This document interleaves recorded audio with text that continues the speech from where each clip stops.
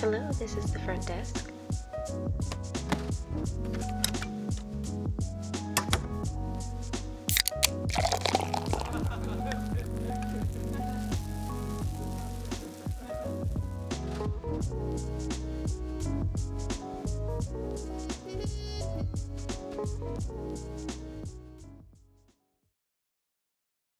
Good morning and welcome to episode 61 of the Cracking Backs podcast with your hosts, Dr. Terry Wyman and Dr. Spencer Barron. How you doing today, guys? Lance, how you doing?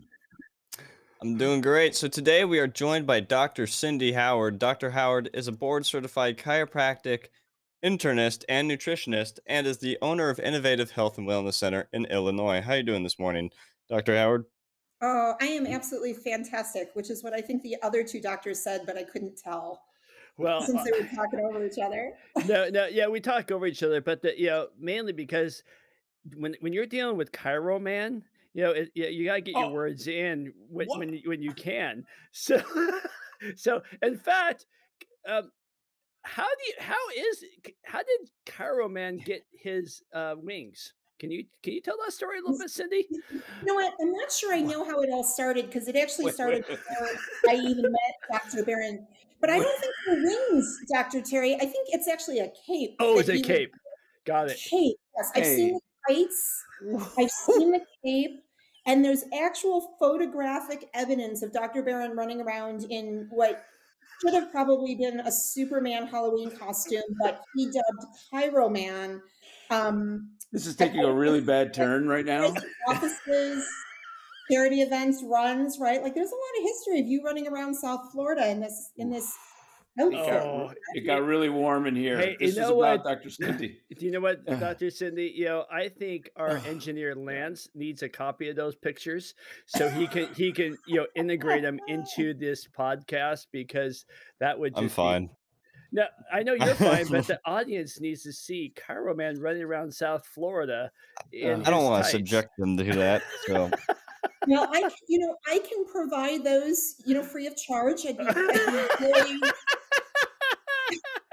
No, I mean, there's not a dollar amount you could give me that would, deter me from submitting those to you. And just to make it a little more interesting, like if you kind of need a side-by-side comparison, we can go Chiro man, and then we can go Dr. Barron in the blue dress, and I have these awesome red heels that go really well that he could probably borrow. This is really out of control right now. I'm really getting the whole South Florida vibe right now because it's all East Coast versus West Coast, and a blue dress, high heels, and Chiro man just put my partner in the perfect light of Southern Florida. So, on that note, welcome, Dr. Howard. I'm so happy to have you aboard our wonderful ship. This is great.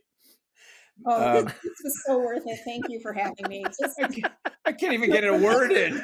No matter where we go from here on out, it was all worth it. It was worth it. This has got to be. I mean, my partner's saying this all the time, but this has got to be my favorite episode yet. So this is. It's not mine. Yeah. And so you just sit back and you let Dr. Wyman and I just take the reins. Exactly. I'm good with that because this is good. So I haven't seen my partner sweat like this in a long time. I'm really sweating right now. I even have the fan on. Wow, I really thought I was going to give Dr. Cindy a glowing introduction, but now I don't even know. I don't even know what to say. All right, we're shifting off of Chiro man in the blue dress, and we're going to, I was also going to say that this is one of my favorite people on the planet Earth here. Dr. Cindy has been a healer, both nutritionally, mentally, physically. She is, for me, even not just professional athletes and really, really sick people. Sicker than you, Terry. But anyway. I'm feeling pretty good, actually. Yeah. I know. I just got stomped on.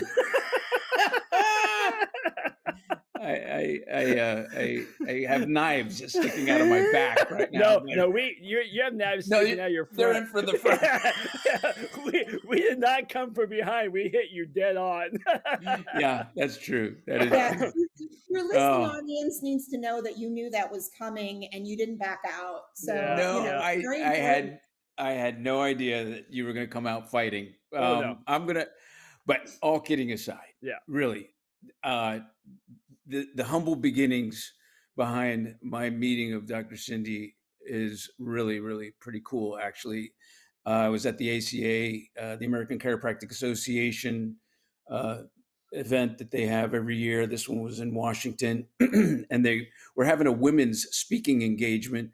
And Dr. Ann Sorrentino, who we've had on before podcast, she says, "Hey, are you going to listen? You're going to come and listen?" I go, "I didn't have any plans. It's a women's thing." And she goes, "No, you and your blue dress could come in." I was going to say, you did I'm wear kidding. the I blue knew dress, you- right? I said, "I'll be there in slacks and a blouse." And so I hear I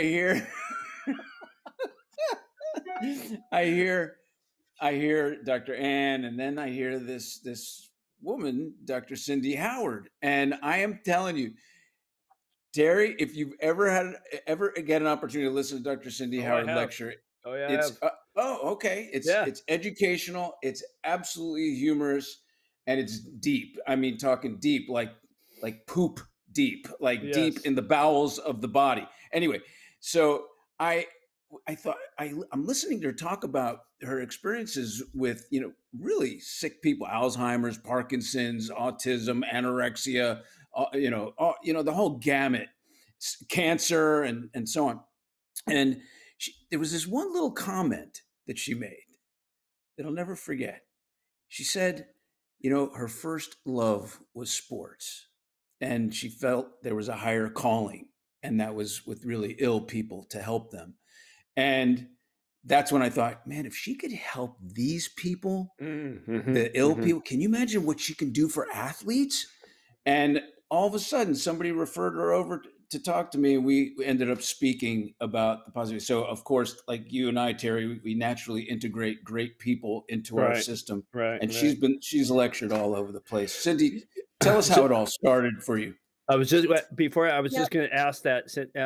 Cindy, when I first went to your first lecture, you blew me out of the water. So, and I not only respected what Spence just said, your humor, but I respected your knowledge and your intensity. And what I always wanted to ask you, and that's why I'm sorry for interrupting you. I've always wanted to ask you I always like doctors or healthcare's journeys. How did you go from cracking backs or adjusting to go, I want to know more? And how did that journey look like for you? Yeah, no, it was great. So while I was trying to avoid this weird thing flying in the sky with a cape, Wait, he flies? Wait, I didn't know he could fly. How does he get that little body off the ground? A couple tequilas, a couple tequilas or whiskeys, man. You can do anything, bro. All right. In all fairness, you asked me a serious question. I'm going to attempt it. I'm going to attempt that in a serious manner. And thank you for the lovely compliment. It really does mean a lot to me because I love to present and share knowledge and really inspire other people to think just maybe a smidge differently in how we can better help people. So, it's funny because I really don't come from a chiropractic background at all. I was raised in a very allopathic family, the typical antibiotics, when you didn't feel good. And my very first experience with chiropractic was after a car accident. The man that I was dating at the time in college had a chiropractor and he dragged me off and, I got my 6 visits or whatever it was at the time. It was a long time ago, so I don't really remember. And, it helped me, but I didn't really give it much thought. Well, as you move forward, and I've got a really pretty strong history, not only as an athlete and a dancer, I was a competitive power lifter and a professional dancer for many years. And my undergrad was in exercise physiology. I really didn't know what I wanted to do in life. I couldn't quite figure it out. And I went into sales for a while, which is a whole nother sort of rabbit hole, but eventually wound up in chiropractic school and really wanted to be the sports chiropractor, like probably about 80 or 90% of my class, right? That was sort of the cool thing to do in the vision. And it's still a very cool thing to do. Um, but I really had a shift really due to my mentor, who his name was Dr. Frank Strail. And his very first OBGYN class that he ever taught at National, which is where I went, I was in. And while everybody in the class, kind of thought this is crazy, why are we learning about obstetrics and gynecology? And what does this have to do with musculoskeletal conditions? He really kind of turned my head into a direction where I thought, wow, like I didn't even know as a chiropractic physician we were capable of looking at the human body beyond, neck, back pain, headaches, the typical, right? And while all of that still remained very important to me, and I still treat patients with those conditions, I actually got really excited about that whole internal medicine approach. So Frank really got me involved, and he introduced me to the Council on Internal Medicine and Diagnosis, which is an ACA council. And he brought me in, and I walked in as secretary at this very young, naive age, where really I was brought in to do all the grunt work that the men didn't want to do, let's be honest, and did it really well, but really got an education that got me excited, and decided at that point sports was still really important to me and it was still a good love, but I thought really maybe there was a different path for me. So I spent a lot of years walking down that path. I earned my diplomate in both places, internal medicine and nutrition. And my very first patient, I ran blood work on, and she actually came in with a herniated disc, and I understood the value of the nutrients and how that can play a role, and how organ system can play a role in physical health, and started down that path with laboratory testing and nutrients and looking at food in order to get people well. And then I guess, Spence, I'll let you ask me the question that probably leads in, but it eventually did bring me back to sport.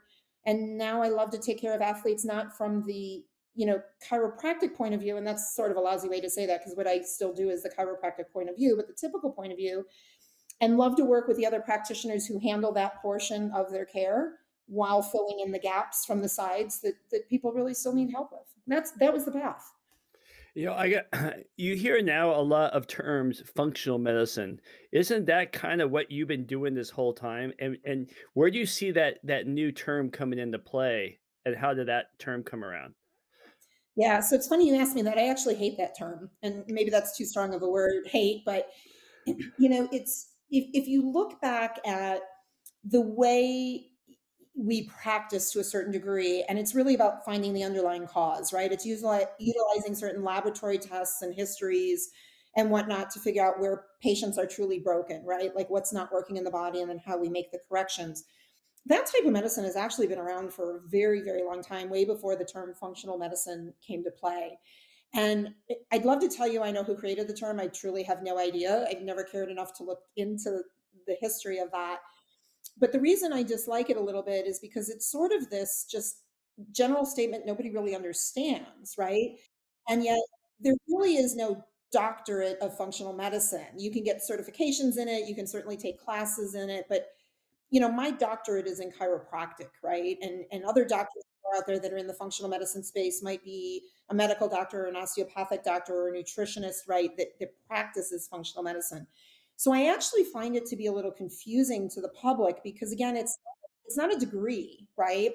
But it's an umbrella term that really describes how do we get to the underlying cause and what type of testing can we utilize to get those answers and then follow through on treatment.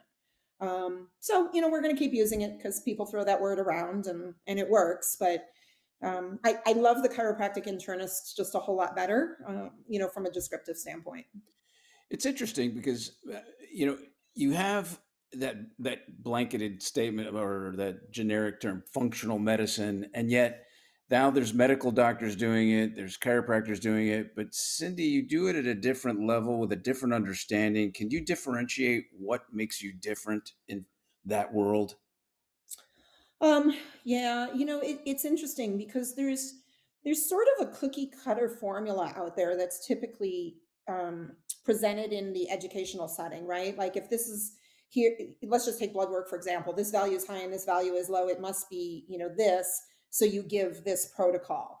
And that's a really awesome place to start because you need a base, right, to build from in this world. It kind of stops there, in my opinion, with a lot of practitioners. And that's where, a lot of doctors out there will get people to a certain point, and they will, right? There's still value in that. But it's really the approach of, taking a really thorough history, because as you all know, the patients will teach us what we need to know if we listen, right? Really taking the time to listen to the patient. 2, taking that cookie cutter approach and realizing that really nobody's a textbook, and understanding how to take a little bit of research and a little bit of history and a little bit of 20 plus years of clinical experience along with that cookie cutter approach, and then navigating through a process with a patient where it isn't like, here's your results, take your product, good luck, see you in 6 months. It's, here's what we found, here's how we think we can fix it, let's agree to the game plan together, does this work for you? And then reevaluate in short intervals to make sure that what we're doing is actually really working for the patient, and then having enough confidence in your abilities to also shift to, and I know you love these terms, Spencer, of thinking outside of the box, but it's really not about thinking outside of the box, it's about throwing away the box, right? And being that creative. So there's really an art to what I do that's beyond that cookie cutter approach. And I think that's what makes some of my peers, and there's some great ones out there besides myself, really unique and different to elevate healthcare. Terry, when you listened to Dr. Cindy, when you heard her speak, did she make reference to bowel movements and poop? I believe on one of the lectures she did, and I know that's something near and dear to your heart, because she would talk to you before you had heart surgery. And so, see how I did that? That was very good. Thank you. That was very good. So I love to hear, because he talked about earlier on another podcast, and he gave you homage to how you really got his body ready for surgery. And I thought that's a very interesting approach. And a lot of people would not think of a chiropractor to get somebody ready for heart surgery beyond the neurological side. Everybody talks about in chiropractic, the brain, controls the body and the cells and adjusting the cells and the innate intelligence and all that. But you looked at it from an organic standpoint. And can you explain a little bit how you helped my partner and how people can look to this profession that may be lost in that middle ground where, their MDs are saying this and their chiros are saying this, but there's that middle ground in between. Can you kind of explain that world a little bit? Yeah, so it's interesting, when we talk about neurological function, right? And now everybody talks about the gut-brain connection that's been around for a very long time. What we can affect neurologically, there's also the chemistry portion of that, right? And we can administer the most fantastic adjustment, the most appropriate care, but really, what are you putting in your body? What's the food that you're eating? Are you hydrated enough? Are you getting enough nutrients? Are you actually absorbing the nutrients that you're taking? And on a cellular level, I always laugh. Remember in science class, there was that little cell and you had to label the mitochondria and the nucleus. Right. Everybody sort of vaguely remembers that picture, and you swore you'd never use it ever again. Yeah, that and Krebs cycle, right? Right. And please don't ask me to reproduce that, because I would absolutely have to pull out the picture. But, at the end of the day, we use that every single day, right? Our cells are really important. Right. So, unfortunately, I think we live in a world where we go retro, right? We have a condition or a surgery or a problem, and then we figure out how to fix it. What was really cool about Spencer is he said, okay, yeah, I have a challenge here, but how do I get my body in the best shape to handle that challenge, right? And it's that preventative action that I wish everybody would take seriously. So we got down on a very cellular level with Spencer to make sure just nutrients were good. But even beyond that, that his gut was truly healthy. There was no inflammation, that his adrenals could handle the stress of the surgery. Because let's face it, when ChiroMan hits a certain age, it's much harder to get through surgical procedures, than some of his younger counterparts. Yeah, I'm going to keep going with this. Thank right? you. And did you hear that? The younger counterpart. Yeah. Because a good storyteller weaves through, right? Yes, the main exactly. storyline back through. Exactly. You're doing fabulous. And the victim of the story ends up killing themselves at the end. Well, it's like a Disney movie, Spencer. Somebody always dies in a Disney movie. Yes. That'd be me. And thank God we have the Disney princess right here, so we're ready to go. In the blue dress with the red heels. Oh, you're talking about me? You plays Oh, both man. roles in the film, Terry. Yeah, Both roles. both roles. He's It's a low budget film, Spencer. You got to do 2 roles. We don't have a big budget for this, you know. Back to surgery prep. Surgery prep. But truly, in all seriousness, you know, it's those things that when we get the body truly ready and we support the immune system in a way that it understands optimal function, and we make sure that there's as little to no inflammation in the body that's possible, we get through all of those challenges, you know, 100 times better. So that was really Spencer's goal, and, you know, my gift to be able to help him accomplish that in a way that he was ready to take on. And it's work. And, you know, and Spencer, you can speak to that. I mean, it's not a simple commitment always, but, you know, when you follow through, the benefits are enormous. So I want to wait. No, Okay, go ahead. Okay. All right. So I just Spencer, wanted her to share what that would actually look like. Well, you that's know, what I was gonna- what kind of blood work and all. I mean, what kind of lab work? That's exactly what I want to ask. So with, you know, let's take Spencer, his condition. So he's, all kidding aside, he's one of the healthiest people I know. I mean, he's built like a brick shit house, and he's always running, and he looks fantastic. And so people would assume that he's one of the healthiest guys on the planet, and to go into surgery, no big deal, because look how healthy he is. But a lot of people view people on the outside and they look healthy, but on the inside they may not be, or they can be better. Just like an athlete is always trying to look for that last 5% to get to the podium versus not the podium. So I'd love to take him as an example. Here's a very healthy looking man getting ready for a pretty gnarly surgery. And he didn't tell people about it or anything like that, and because it was personal. But I like to take down the journey as a chiropractor in another state, how you looked at this body and got him ready for it. So can you walk us through that whole journey with Spencer's permission? Can you walk through that whole journey of a healthy man get ready for heart surgery and what you found and how you fixed it? Because he recovered fantastic. So, you know what he did, but I also do want to, I'd love to just preface this with, it was also not the first time Spencer's done this work either, right? Okay. So he and I have been on this journey for him for, I don't know what feels like about 106 years. But in all seriousness, I mean, there's probably a handful and a half of years, you know, that we've worked. And, you know, a lot of it actually started gastrointestinally, right, Spencer? You know, there was some bloating and discomfort. And again, you know, yes, you can look at him and think he's perfect. We all know differently.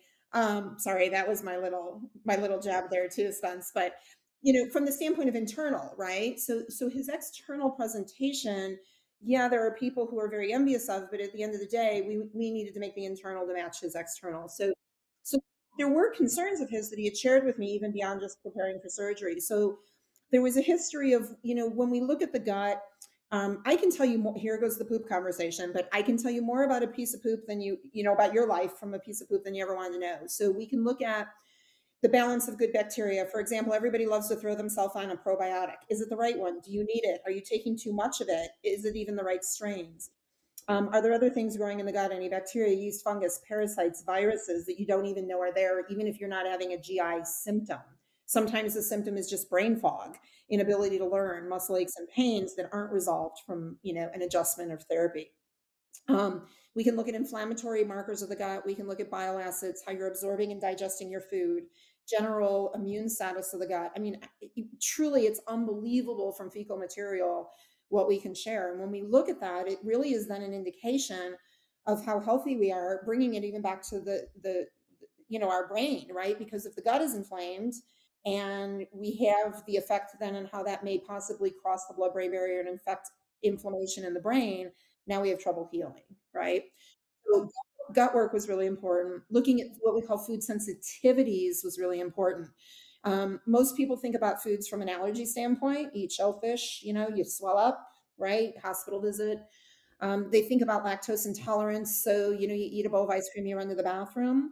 But what we don't spend a lot of time on are those foods that we consume that from the moment we eat them up to 72 hours later can cause an inflammatory reaction in the gut. And then if we have leaky gut, intestinal permeability, and I'm trying to give you like an 80,000 hour lecture in a few minutes here, but then we get leakage into the systemic system where, again, now we've got 200 plus symptoms from head to toe, not just GI problems, right? So and I really looked at his GI system from what he was putting in his mouth, to what he was putting out. And, he can tell you the difference in how he just felt and looked, but really felt as a result of making some of those changes. The other side of that, there's a hormonal component we looked at. We looked at his testosterone level. We looked at his adrenal levels. There were some challenges there we fixed. And then even from a blood work standpoint, it's not only looking at organs, but it's looking at nutrients and really optimal ranges. So when you get blood work done, you see these massive ranges from a lab and it's like, oh, you're fine. And yet you don't feel good. And then you're crazy because you're fine, but not feeling good. And in our world, we look at these homeostatic values that are much smaller. So for Spencer, we were able to tweak like his vitamin D, his B12, right? Liver enzymes, which were not scary, but just needed a little extra help to detox and clear things through. And once we started to look at all those small little aspects for Spencer, we took him from good, and he was good. He wasn't, as he describes, one of the sicker patients, but we took him from good to really great. And then when you hear the stories that he's in the gym with his son, lifting weights 4.5 seconds out of surgery. No, I mean, and really relatively speaking. Right. No, I know. Compared to us, right? Right. That's the speed he operates, in. It was really important to him. I believe that some of the work that he was willing to put in prior is what got him back 100%. way faster than he not done it. Yeah. 100%. What was really fascinating is how even if you are having a nutritionally sound diet as per you, because I mean, there's thousands and thousands of diets out there that can, books that could fill up a whole library, and you find one, you try it, you find another, you try that, and so on. But what Cindy does is what I refer to as a deep dive into how the body interacts with itself, blood work, urinalysis, stool samples, saliva testing for hormones. And, I can go on, and, it's all just based on your symptom picture or what your goals are. I actually, 6 years or so ago, when I first started, I think that might've been 6 years ago when I first started working with Cindy, I actually felt okay. I just said, I feel my age and I think I could feel younger. And that what that meant was, Terry, this will really get the point across to you. Terry still competes in those like crazy, obstacle course, Spartan, Monster Mutter, Deca race, all those crazy things. So give him some credit, but and he probably heals pretty fast because he fractured his ankle a couple of weeks ago and is back on these courses doing crazy things. But could he be better? Could he heal faster? And I mean, granted, he's healing fast, but so what you think you're nutritionally sound. Like I remember saying, Cindy, I don't need I don't need to do a stool sample. I'm doing probiotics.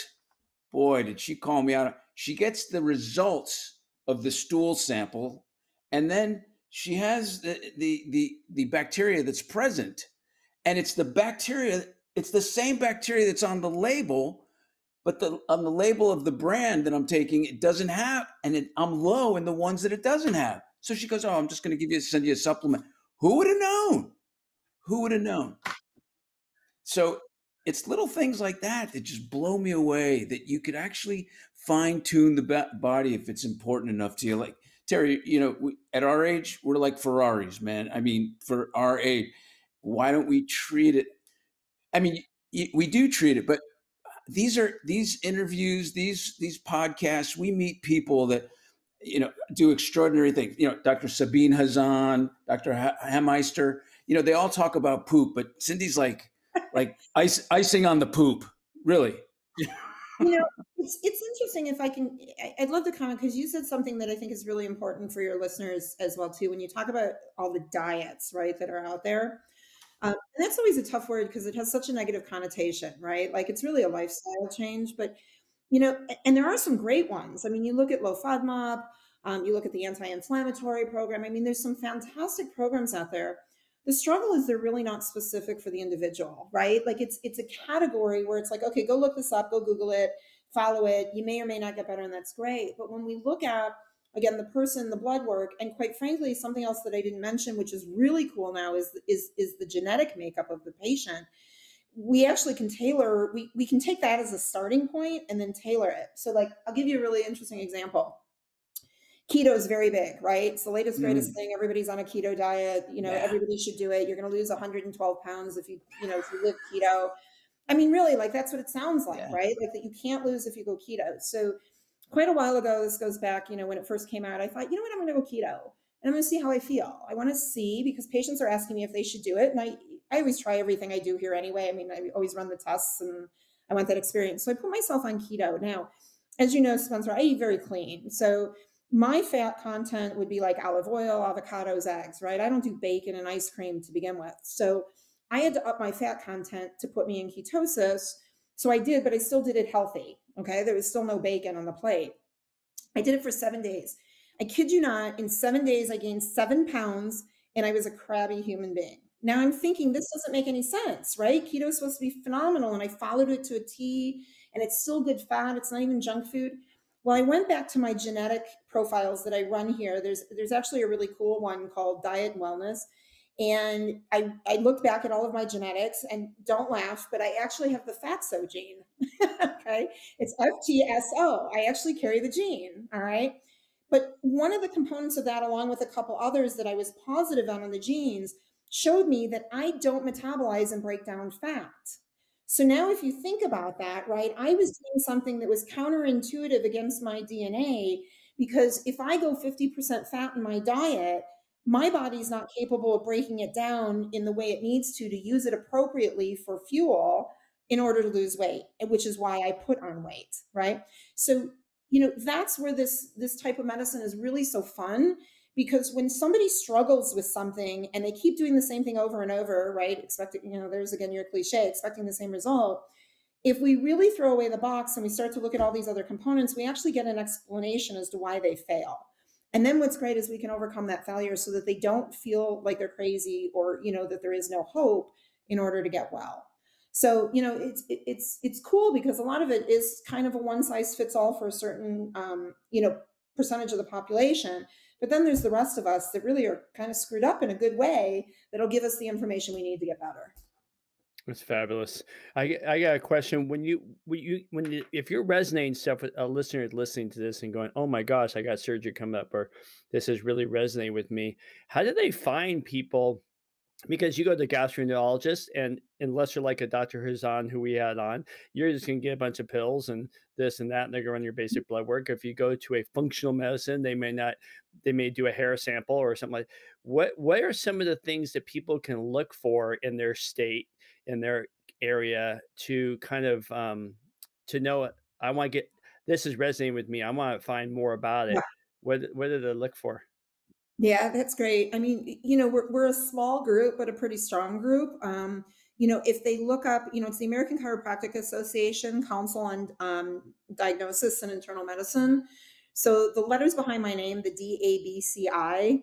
And you know what? This is really horrible. I should know our new website, but if you just Google Council on Diagnosis or ADAPCI, DABCI, they have a website where you can find a doctor, right? So you can put in your city or your state and try to find somebody close to you. A lot of us also do telehealth. So, you know, for some people who are in more remote areas or communities where they may not be able to find somebody, at least you can get access via telehealth now, you know, to talk to a lot of us in order to guide you and get you the help you need. But that would be the organization I would recommend going through in order to find somebody similar to the way I practice. So maybe this is a good time to bring it up, and I hope you don't mind, Cindy. But you know, Cindy, the very, you know, doctor that's able to take care of really sick people had a event of her own. What is it now? 6-7 years ago? No, 5. How many? It'll be 8 years, August 27th. Wow. You want to share that? Yeah, I'd love to. So it's actually, what I'll tell you is a really cool story. So the 8-year mark of August 27th is actually the 8-year anniversary of the last chemo treatment that I chose. Yay. Yeah. Yay. Congratulations. Woohoo.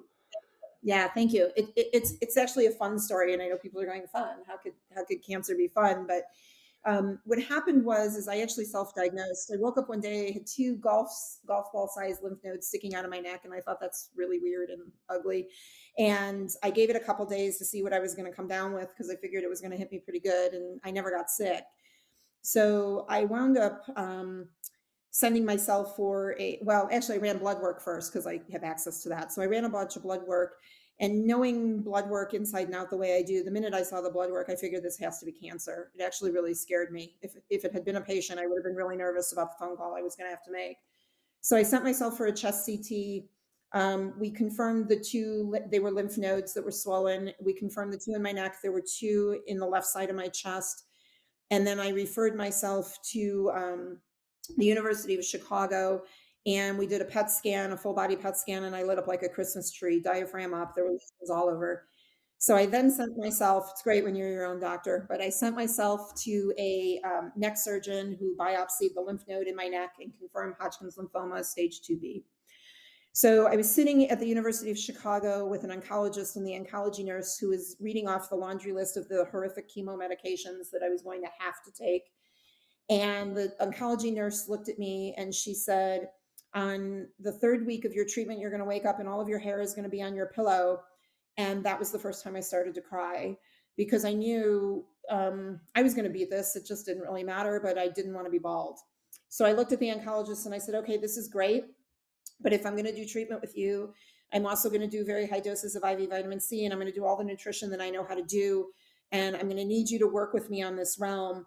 And he said, no, the IV vitamin C is going to interfere with the treatment. And I said, okay, thank you very much. And I walked out of his office.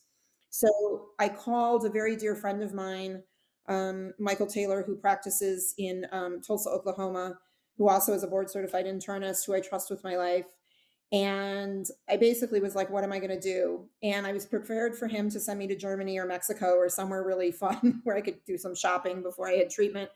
You know, you got to look good when you go through care. So I needed a new outfit to take this on.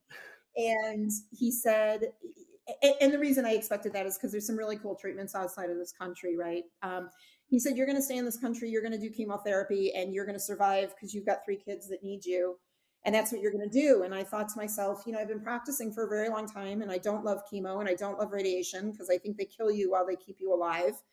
And I didn't want to do it, but I trust Mike with my life. So anyway, I found the facility here in Chicago. I decided to go ahead with the treatments. He does both. Dr. Block, he's phenomenal. And they do allopathic as well as the the alternative, so to speak. So I did a lot of the IV vitamin C. Was popping about 150 pills a day. I ate good, but I ate perfect. I mean, like I wouldn't even look at sugar. I just ate perfect.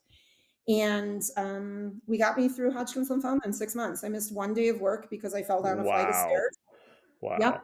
Wow. I had chemo on Wednesday. I worked on Thursday. And I don't work on Wednesdays and Fridays anyway. So I worked on Thursday, went to bed early on Friday. I was back at work Saturday morning. And if you didn't know I was going through chemotherapy, you wouldn't know I was going through chemotherapy other than that my hair was curly and gray.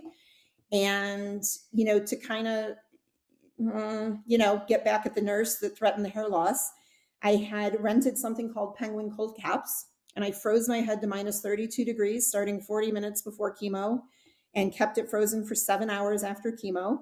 And it deterred the chemo from attacking the hair follicles. So I thinned quite a bit. I used to have some really great Jewish frizzy big hair, which is now still Jewish frizzy thin hair. But I kept my hair. There was nothing on the pillow at week 3. And the story is great. And then, the humor comes from that, right? So like I got through it. It's 8 years. I got through it.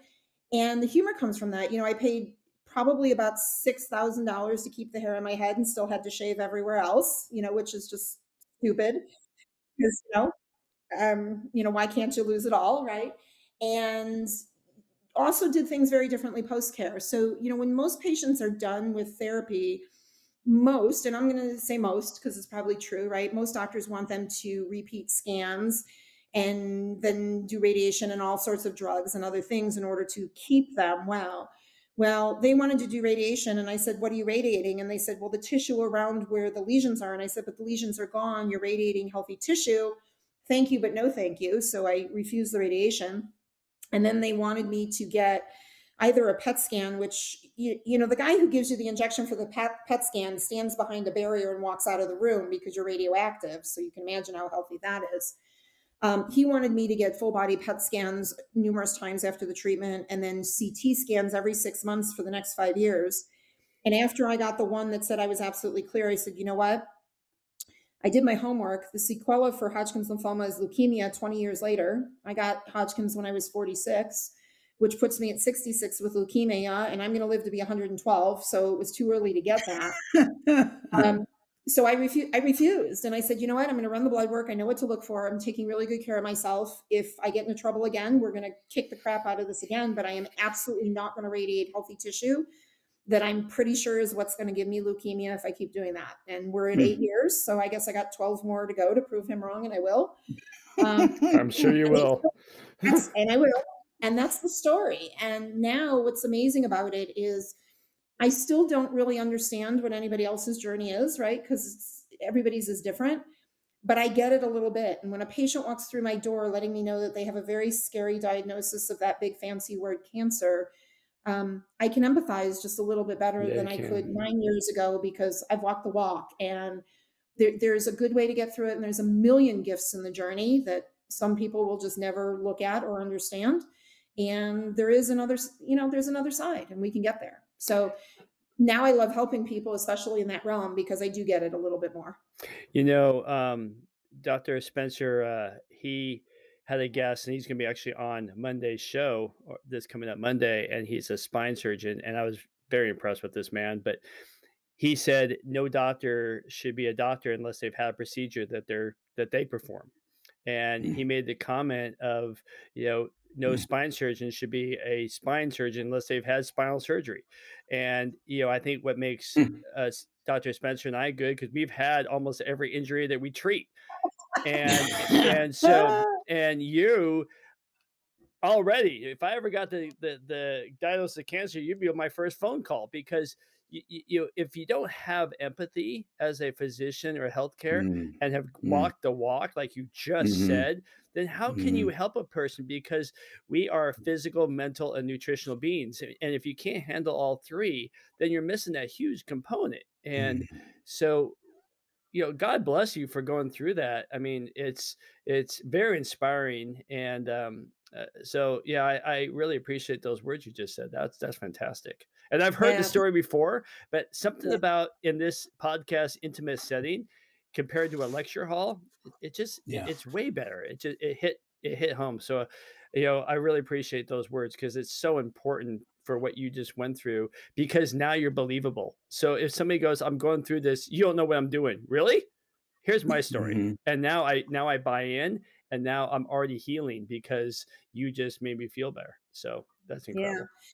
And if I can give one message, because I actually think that I learned something really valuable through that experience beyond just being able to take, care of patients a little bit better and having more empathy. And that is, no matter what's thrown at us, we always have a choice, and don't get me wrong. I had my pity party for 10 or 15 minutes a day doing the why me and, this sucks. And I mean, I had those, not everything was, lollipops and rainbows, but I really chose to walk through it with a different attitude of, this is a challenge and I'm going to get over the speed bump. And a very good friend of mine challenged me, and these are words I would love, no matter what anybody out there is going through, I'm going to challenge you to look at these words very closely. And that is not to own things. So when I said I have, I had lunch with her, and I said, Wendy, I have Hodgkin's lymphoma. And she said, no, you don't.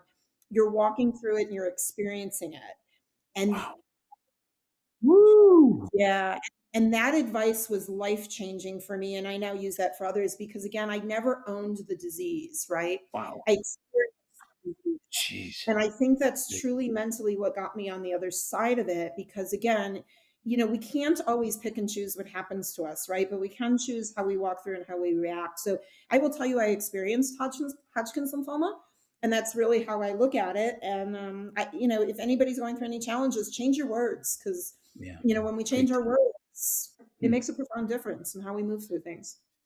I have two questions. One is, could you share some of the common conditions you currently go through? And I think it would resonate with Dr. Terry if we talk about keeping your immune system up and what you do and what you suggest to patients. That's one. And number two, I think you have a book coming out. soon, or one you're working on, and if you could share a little bit of that about that. Yeah, sure. So your first question, multitasking, Spencer, you got to do one question at a time. So I remember, so you'll bring me back. So in terms of, things that I see and work with in the office, this is the stupid answer, right? Everything. But, that being said, I work with patients anywhere from sinus infections all the way down to vaginal infections. We co-treat cancer. I do want to be very careful with that. I am not an oncologist, right? So like, I'm not treating patients with cancer. I'm treating patients. I'm co-treating, right, in order to get them in a healthier state and help them with some of the effects of that, right? But we see, unfortunately, here in the office, a ton of autoimmune conditions, from Hashimoto's to rheumatoid arthritis to lupus to dermatomyositis. I mean, pick one. We've probably seen way too many cases. And it comes back to what I think I said earlier, and it sounds really simple, and yet it's extremely complicated. One, reducing inflammation, getting rid of it in the body, right? That leads to disease states. And two, really looking at the immune system. So what does that mean? Again, the food you eat. Food is food. So let me explain that. There's manufactured product and there's food. Food is something you pick off a tree, pull off a vine, grow in the ground, slaughter fish for. Manufactured product is something with an expiration date of 2024, right? That is still considered edible because it lived in a box or in your freezer for a long period of time. So if we move more toward food, we support the immune system better.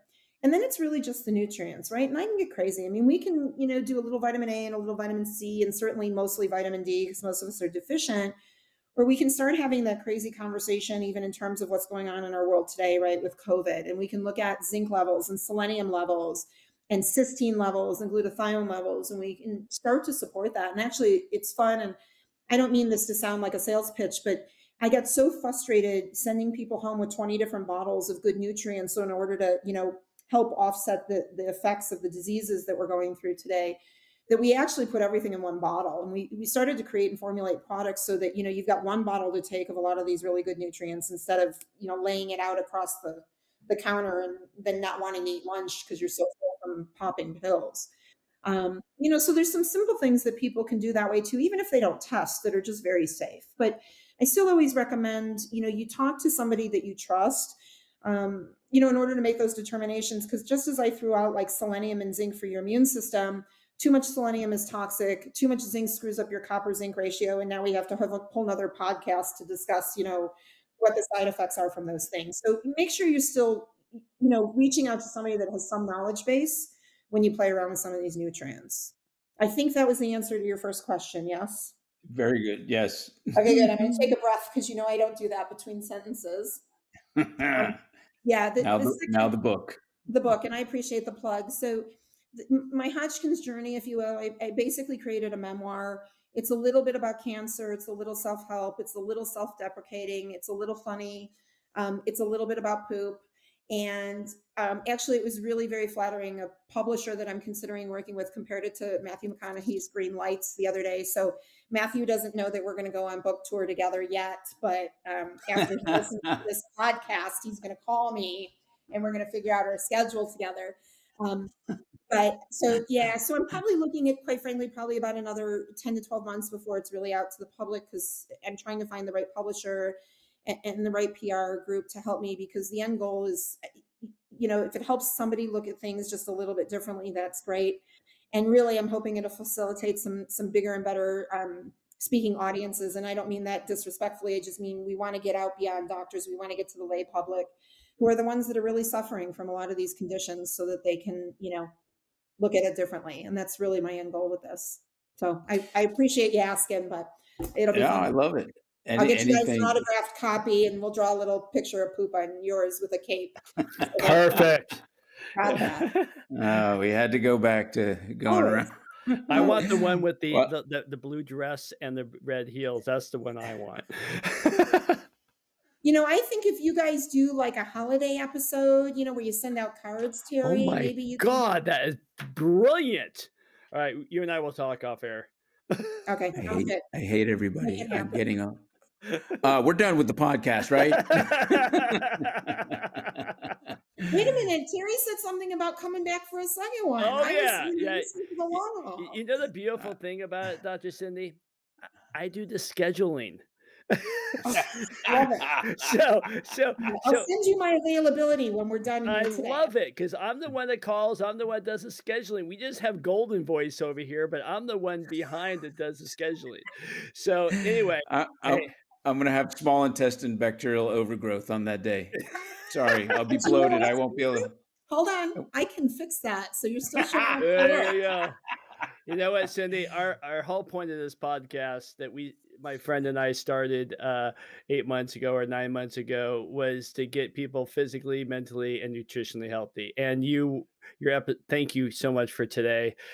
This is what it's all about. Not only friends getting together, mentors getting together, people that inspire us getting together to help others. And so you've done that and more. You made us laugh, but you educated us, and your story was fantastic. I do look forward to having you down the road again. We'll talk when you get the book, but thank you so much for taking the time out of your day to hang with us for an hour. I really appreciate that. Oh my gosh, my pleasure. You guys are fantastic. And, it's just fun, again, to talk and chat and be around great, like-minded people and help inspire others. So thank you, really, for the opportunity. Yes, love it. Thanks, Cindy. And my mom found out just now via text message that we're doing this podcast with you, and she goes, "When is it coming out? I can't wait till." So you'll at least have one listener. There you go. And Listen, it's my biggest fan, so we're good. We love We're it. good. And on round 2, we'll get Spencer's mom on. So fantastic, and have a fantastic day. You too, guys. Thank you. Thanks, thank you. Thank you for listening to today's episode of the Crackin' Backs podcast. We hope you enjoyed, and make sure you follow our Instagram at Crackin' Backs Podcast. Catch new episodes every Monday. See you next time.